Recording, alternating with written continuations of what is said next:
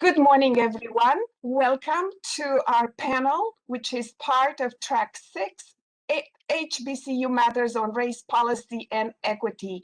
Our panel today is called Let's Talk About Race, Racism, and Racial Inequalities. This is part of the National Academy for Public Administration Conference, where the HBCU Consortium, where Savannah State University is a member, is sponsoring the track number 6.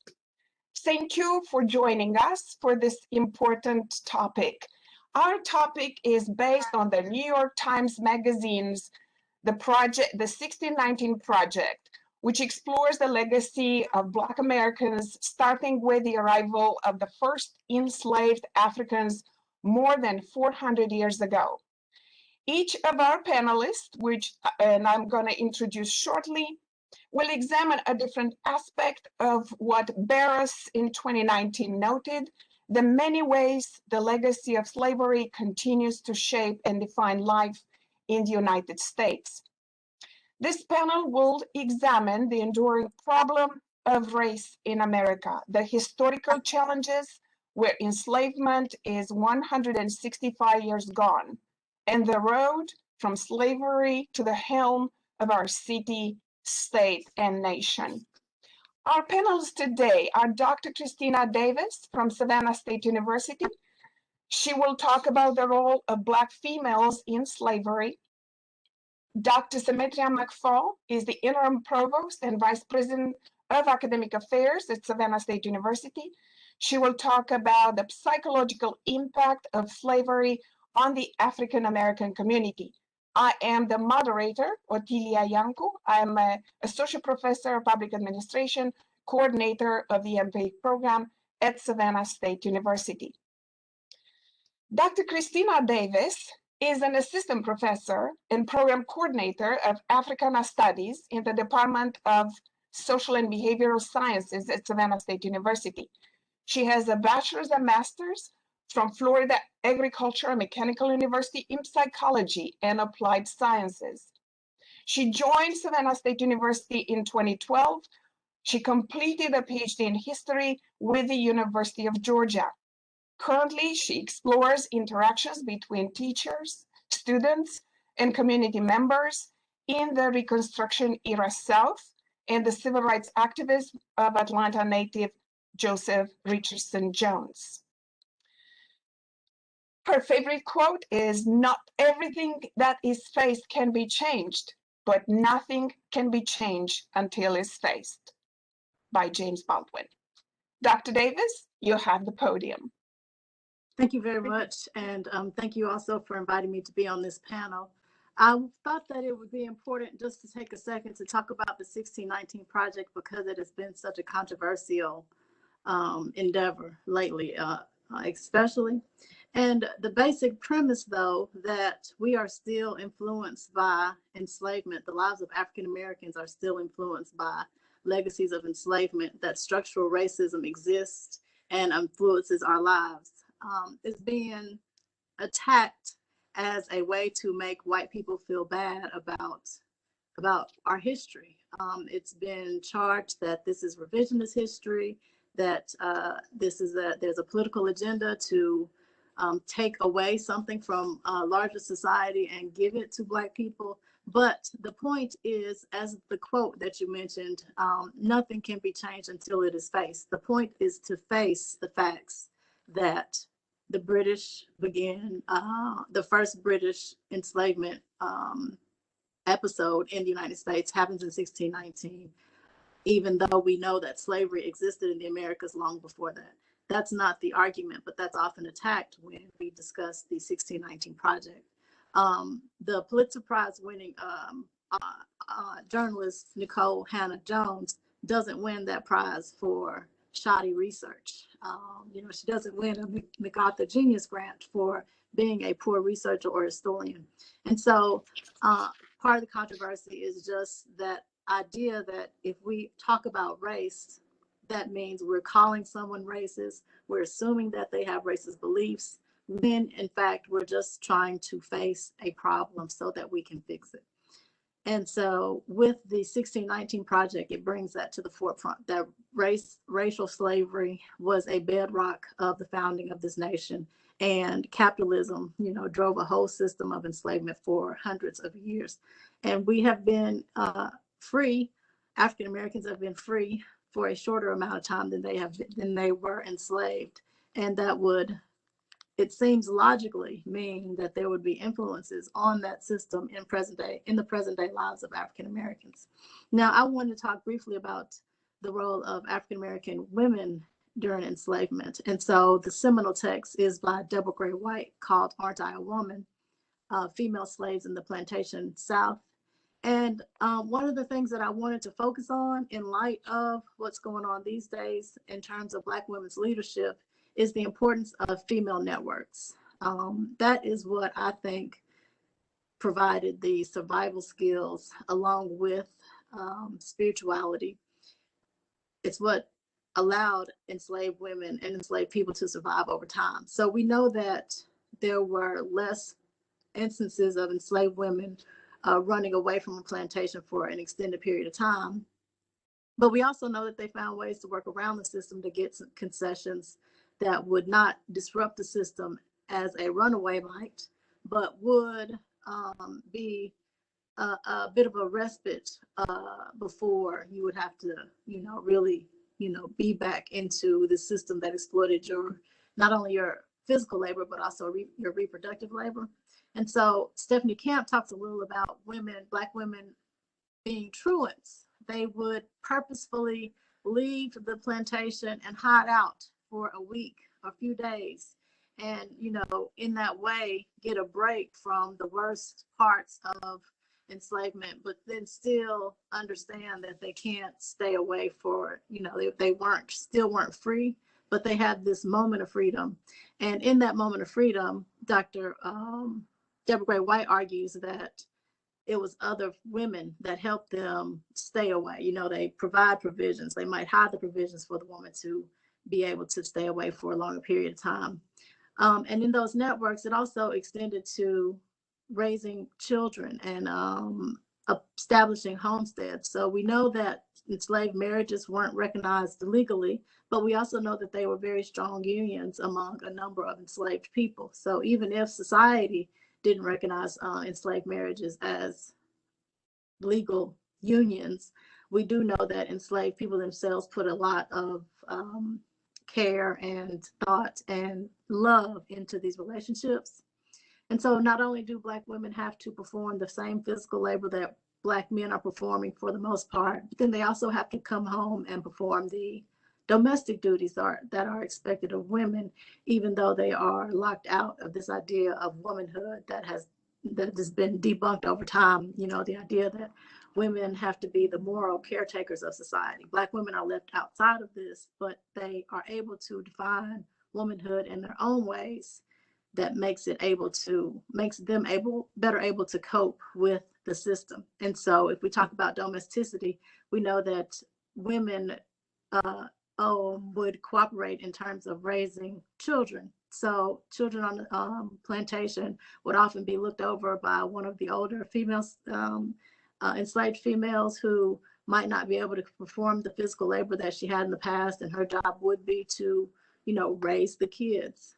And that same type of thing carried over after the end of enslavement, after the Civil War, in terms of, you might think of the idea of it taking a village to raise a family. That's one of the things that we see in enslavement and during the system of slavery happen very much. And that would not have, I think the system would not have been as successful in terms of keeping families together and providing the stability that a person needs to feel humane in a society that defines them as barbaric, less than, inferior, savage, all of those things, without some sense of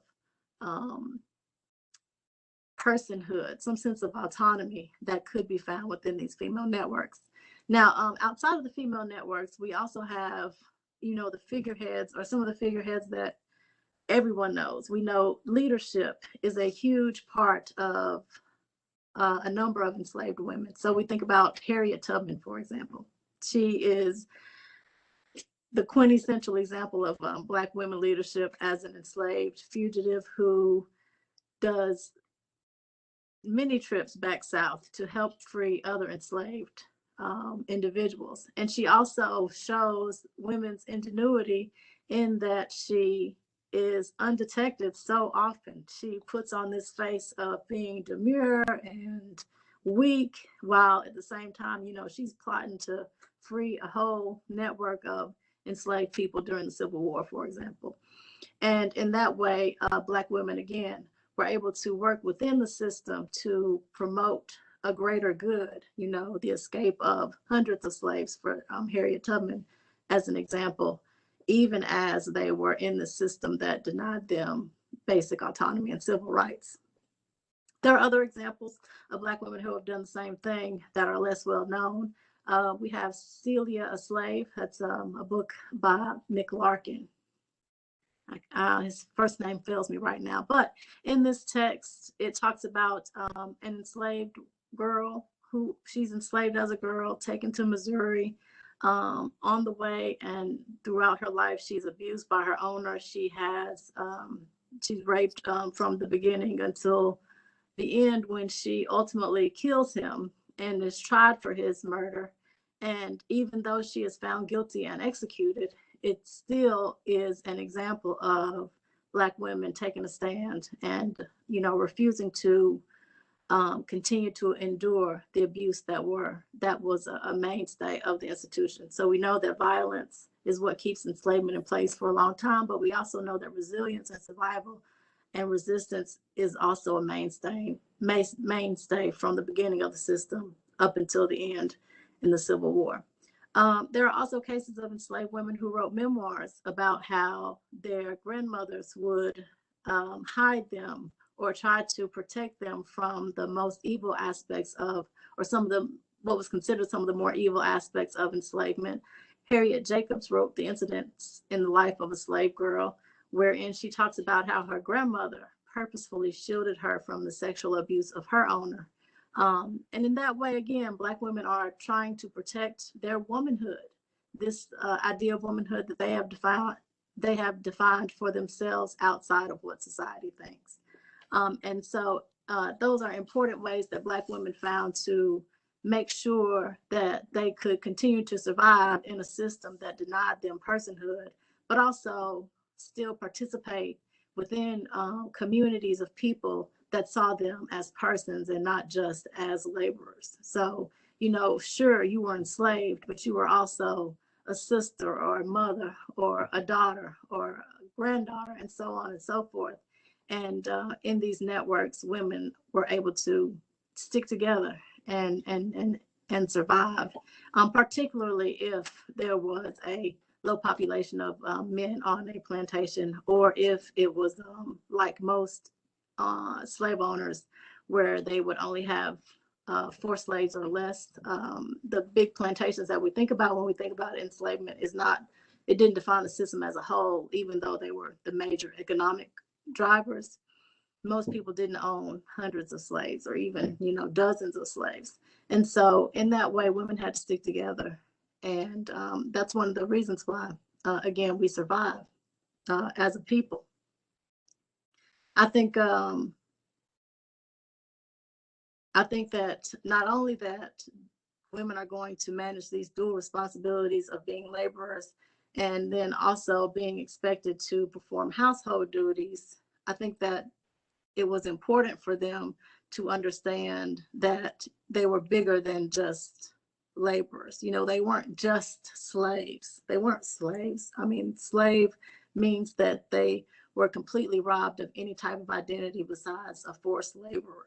And they were all so much more than that. They were, as I said, wives and sisters. You know, they were family members. They were parts of enslaved communities that were able to build a network of not just females, but a family, a network of kinfolk that would serve as a salve of sorts for some of the more harsh aspects of enslavement. So, for example, if a child is sold to a plantation without his mother, then there would be some woman on the plantation that would step up to take charge of that child, or a group of women who would, take that responsibility because they knew how it could be, one, to lose a child to sale, and it was just left up to them to make sure that this child would survive over time.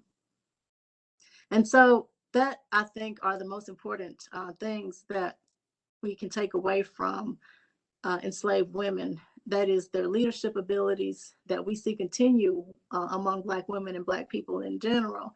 And then their willingness to expound beyond their own personal experiences to help others. So they wore many hats, not just I'm going to be this laborer and I'm going to take care of this household that my owner has placed me in, even if I don't want to be in it. They also are able to incorporate the needs of other people at the same time. And so those are some of the examples of Black women who have, or the ways Black women navigated the system of slavery and ultimately created networks that I think continue to thrive and survive in terms of working together to benefit communities as a whole.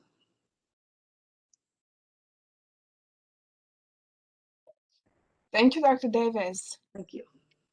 Thank you. That truly puts things in perspective about America's racial awakening.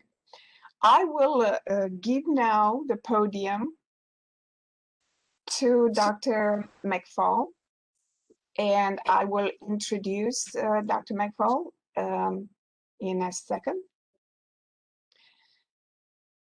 So Dr. McFall is the interim provost and vice president of academic affairs at Savannah State University. She is a two-time graduate of Savannah State University, the oldest HBCU in Georgia, the oldest public institution of higher education in Savannah. She earned her bachelor's in biology and master's in public administration in 2000. She continued with a master's in science and doctor of philosophy degrees in both in psychology from Northeastern University in Boston, Massachusetts. I'm sorry. I moved the cursor. Dr. McFall was a 2017-2018 Fulbright Hays Fellow for Ghana, West Africa Group's Projects Abroad.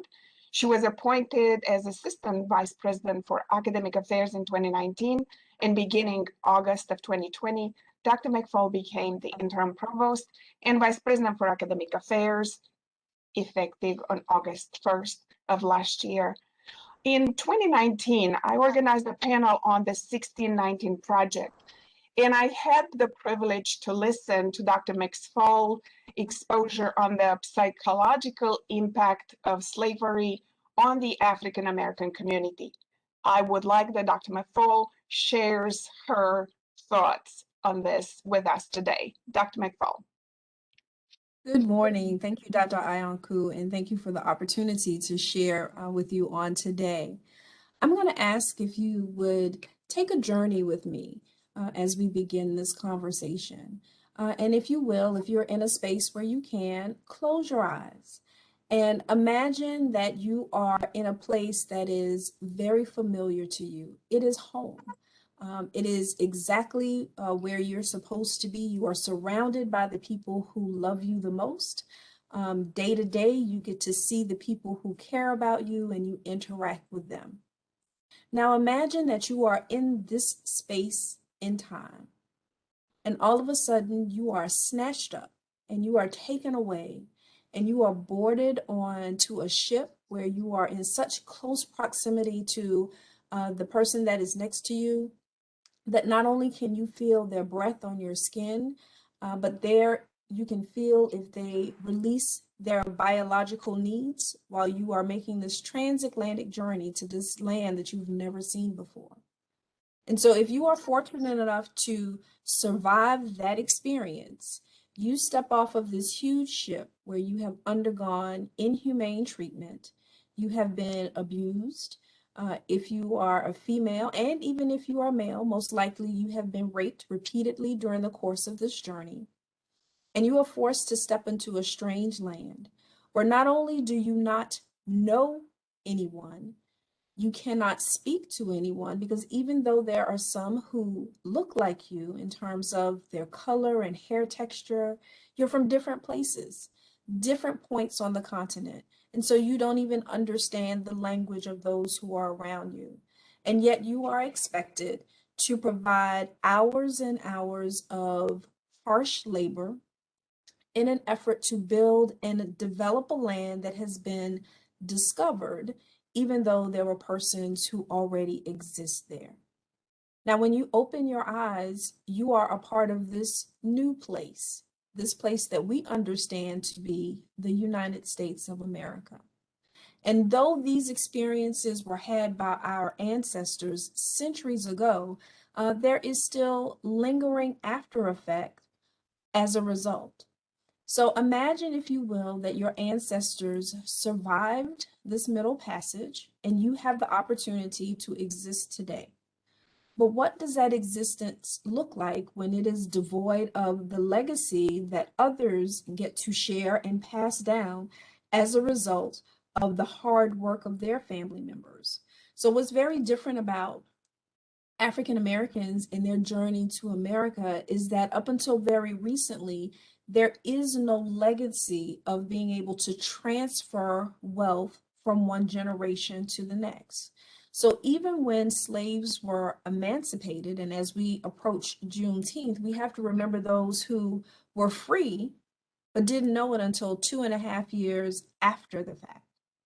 And what did that freedom look like for them? So they were now free, but free to do what and to go where? They had no land, they had no property. At most, they had the clothes that were on their back. Many of them ended up in a place of indentured servitude where they were allowed to remain on a plantation and work for some wages, but they also had to pay for the quote unquote housing that they used, any food that they ate. And so it was a repetitive cycle of working really hard and helping someone else to maintain wealth, but not being able to build any for yourself. And so we see that generational economic impact and what it does to members of our society today. And so we find ourselves in situations where, because of low education, underperforming educational systems, there are generations of families who have not been able to overcome and achieve the American dream. Even in the face of being educated, often African Americans are not paid the same wages. And this is particularly the case for African American women, who tend to be the lowest paid, even though they may be doing similar or more work than others. And all of these things come together and have a dynamic impact on the African American family. And so as a result, African Americans find themselves living in a perpetual state where they just don't have enough. And so what that creates are these microaggressions that African Americans deal with on a daily basis. And they come to us in many forms. So it can be the response that you receive when you walk into a store, and someone just starts following you around. Or you're repeatedly asked, may I help you? When you've already indicated that you don't need any assistance. It comes in the form of being pulled over and treated in a manner that is less than humane, because perhaps you are in a nice vehicle in a nice neighborhood, but because you're African American, it is thought that you do not belong there. It is the condescending way that you are treated by persons who may have less education than you, simply because of the color of your skin. Dr. Joy DeGraw has termed some of these experiences and couched them as post-traumatic slave syndrome. And this is where multi-generational traumas and injustices that have been experienced by African Americans from the dawn of slavery up until now have a real everyday impact on African Americans and what they experience. And so as we move through our day-to-day existence, what you find is that African Americans have learned how to cope with the microaggressions that they face on a day-to-day basis. But what this also means is that there are real physical and mental consequences as a result. There is literature that demonstrates that African Americans tend to have a higher level of hypertension, stroke, and heart attack than other members of the society in which they live. Some of this is due in part to diet, but diet is also directly related to economic ability and whether you are in a food desert or not. So is it easier for me to get to a fast food place versus a grocery store that will sell fresh produce? Also, is that produce so expensive that if I take this fast food meal, I will at least be full for several hours versus I purchased this Fuji apple that may be much more healthy for me, but it will not sustain me and keep me satiated for a long period of time. And so all of these factors play into what African Americans experience on a day-to-day basis.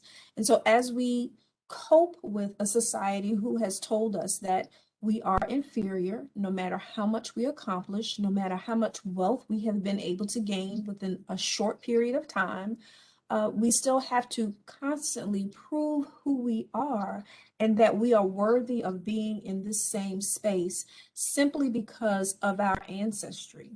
Now, one of the things that I always share with my students and anyone that I have the opportunity to have some of these conversations with is that the African Americans that are here today should be extremely proud of who they are because that means they come from a lineage of persons who were able to survive. They were able to survive some of the harshest, most inhumane, unjust treatment that any human being has had to endure. They've been able to do so for generations, and they've been able to do so successfully. So if you believe in survival of the fittest, as described by Darwin, the African Americans that you see come from a lineage of those who were able to survive. And as a result, we are still in that quasi survival mode. So most persons don't wake up every day thinking consciously, I've got to be mindful of any encounter that I might have with this establishment. I need to be exceptionally careful when I go to school that they are not trying to change the landscape of my education by only telling me a part of the story. Nor do you necessarily think when I go into this store that I need to be extremely careful about how I behave so that I won't make someone else uncomfortable and create a scenario that I never envisioned. But what often happens is that as we are going through the course of our day, we experience these slights that make us adjust our behavior. Or depending on what level of frustration we're dealing with in that particular moment, it may cause us to lash out. And so we find ourselves in this tightrope of trying to balance who we are as individuals and how we carry the weight of our race on our shoulders, understanding that everything that we do either confirms some bias that someone has about Blacks or African Americans, and how do we dispel those things?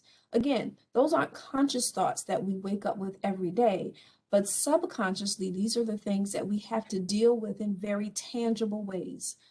Think about where we are in this day and time.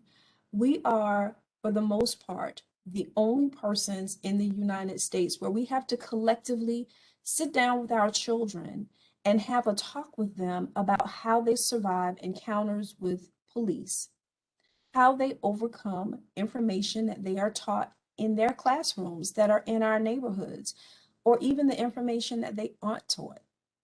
So think about what we're hearing now about Tulsa, Oklahoma, and Black Wall Street. So you had this prosperous group of African Americans for whom they were so dedicated to their community that their dollars circulated 12 times within that community before it ever left that community. And yet, with the slightest of slights, all of that came to an end within roughly 36 hours, where persons, vigilantes, if you will, American terrorists who at that time had a right to do whatever they wanted to a person of color, came into their community, guns blazing, airplanes flying overhead, dropping dynamites on communities of women, children, innocent men who had done nothing more than gotten up that morning. In some instances, they went to school, they went to work, they served the community in which they were living. And so this is the framework that undergirds every African American that you see on a daily basis. And they are trying to persist with all of these physical, mental, and psychological injustices that occur on a daily basis. Certainly, the United States has come a long way in terms of where we were during active slavery, but now we have to overcome all of these isms that continue to cause unjust behavior to prevail. And so, as we're talking about race and racism, as we're talking about institutional racism and those types of things, what we have to understand is that from a psychological point of view, this weighs very heavily on African Americans. It can be the cause for behaviors that are outside of norms. So when you see higher incidences of crime in a community, it also is a result of economic impact. Many persons behave not because that's what they want to do, but because they don't feel like they have a choice to take care of their family in any other way. And so as we have these real conversations about minimum wage and creating living wages for individuals, we have to understand the groups of people that this by and large impacts and what that means. And so I think one of the best things that we can do at this point is to encourage one another that it's extremely important that we talk about the ills that plague our society, that we talk about and communicate concerning our own mental stressors with those persons who we trust. And we do all those things that we can to release that negative energy that society thrusts upon us, whether we ask for it or not. Whether we believe in racism and institutional racism and social justice as individuals, that's for you as an individual to contend with. But what we have seen and what society demonstrates is that there is a legacy of persons who have suffered because of slavery, because they were required to work without receiving any of the benefit from it. They were creative. And many of the things that we now patent and enjoy were created by persons of color, and not only that person, but their family never gets to enjoy any of the economic benefit that comes along with those things. And so again, that has tremendous psychological impact on individuals on a daily basis. And what we must do is work together to try to overcome these challenges. And one of the things that we can do very easily is to have honest and fearless and courageous conversations around how we change a society that was built on the labor of others. Thank you, Dr. McFall. Those are truly very meaningful words. And thank you for the reference to the 1921 Tulsa massacre. I was also it pulled to my heartstrings when I listened to the words of Viola Fletcher. She's one of the survivors of the massacre. She said, "I'm 107 years old and I've never seen justice." This panel is also supposed to look at how to build an equity conscious agenda, visions of equity and social change, and where is Black leadership, the voices making decisions, where are the Black leaders rising to power? And I have prepared because I am a public administrator, and I look at the dynamics in cities and states and the nation. So there is a turning point for Black leadership today, from slavery that our panelists graciously walked us through, to the helm of the city, the state, and the nation. So in today's numbers, more than 1/3 of top America's 100 cities are governed by African Americans, with many mayors being women. It is thought that the first Black mayors were in Louisiana and South Carolina in 1868, when the 14th Amendment to the US Constitution was adopted. The 14th Amendment to the US Constitution gave citizenship to all persons born or naturalized in the USA. In today's statistics, 9 Black women are serving as mayors in Atlanta, San Francisco, Baton Rouge, New Orleans, Washington, D.C., Boston, and Charlotte, North Carolina. Among the women that are most known are our Keisha Lance Bottoms of Atlanta, Lori Lightfoot of Chicago, Tishora Jones of St. Louis, and Kim Janey from Boston. The first Black woman mayor of a large U.S. city was Jessie Ratley, who served in 1986 for 4 years. Mayor Jones of St. Louis, she said, "We're done avoiding race and how it holds the region back," she said in an interview with NPR. The electorate now is seeing the importance of having diverse voices at the helm of the city making decisions. And we have here the Mayor Jones of St. Louis and Janey of Boston. They have vowed to make racial equity a priority while reflecting on their own lived experiences as Black women. A few other important names as Black leaders in today's history: Dr. Kizzmekia Corbett. She's the lead scientist of the Moderna COVID-19 vaccine team. We have Senator Raphael Warnock. He's Georgia's first Black senator. NASA astronaut Victor Glover. Rosalind Brewer, she's Walgreens' next CEO. Cynthia Marshall, first Black woman CEO in the NBA. Amanda Gorman, youngest inaugural poet in US history.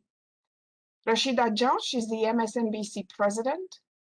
Nicholas Johnson, 23, Princeton's first Black valedictorian. And Noah Harris, 21, first Black man to be a student body president at Harvard. So that is a little bit of background on how those visions that my colleagues presented of equity and social change, how they could find new innovative approaches to build an equity conscious agenda, and the new dimensions of leadership through Black decision makers at a turning point from slavery to the helm of the city, state, and nation. That concludes our presentation today. Thank you everyone for listening. Greetings again from Savannah State University, the University by the Sea, the oldest HBCU in Georgia. Thank you to my panelists, and thank you for everybody watching this panel. Thank you.